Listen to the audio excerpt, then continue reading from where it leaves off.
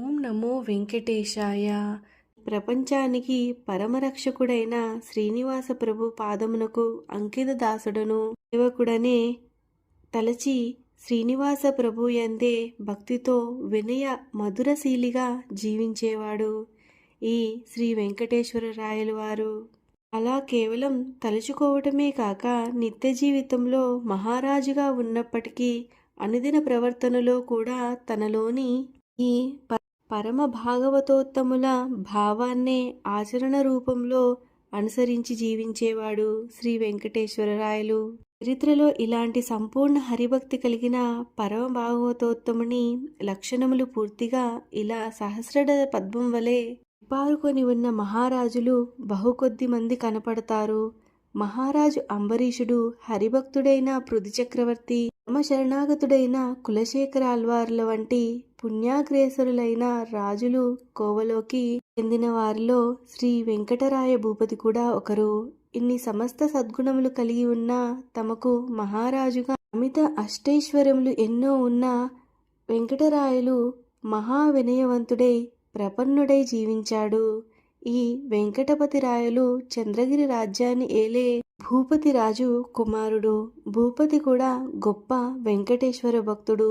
భూపతికి చాలా కాలం దాకా సంతానం లేదు. దశరథ మహారాజులాగా భూపతిరాయలు కూడా తన తర్వాత ధర్మంగా తనలాగానే తన ప్రజలను రక్షించి పరిపాలించే ఉత్తమ వారసుడు జన్మించలేదే అని మిక్కిలి మనోవ్యధతో కుమిలిపోయేవాడు. కాని ఏనాడు తన స్వార్థపు కోరికను శ్రీనివాస ప్రభువును భూపతి నోరు తెరిచి అడగలేదు. మహానుభావుడైన భూపతిరాయలు, స్వామి శ్రీనివాస ప్రభువు సర్వజ్ఞుడవు, సర్వశాసనకర్తవు, నీ హృదయం అపార దయతో నిండిన పాలసముద్రం కన్నా మధురాతి మధురమైన దయా సముద్రం.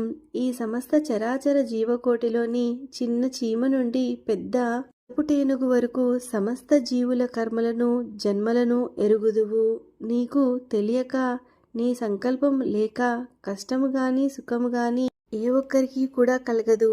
అట్టి నీకు నేను ఏమని నా కోరికలై ప్రార్థించగలను? స్వామి, నీ సంకల్పమే మాకు శరణాగతి. అది తలదాల్చి శిరోధార్యంగా నీవిచ్చిన సామ్రాజ్యాన్ని నీకు సేవకుడుగా పరిపాలిస్తాను. నీవు నాకంతకంటే అధికుడవు, ఆత్మబంధుడవు, అనగా ఆత్మలో వెలిగే ప్రాణబంధుడవు.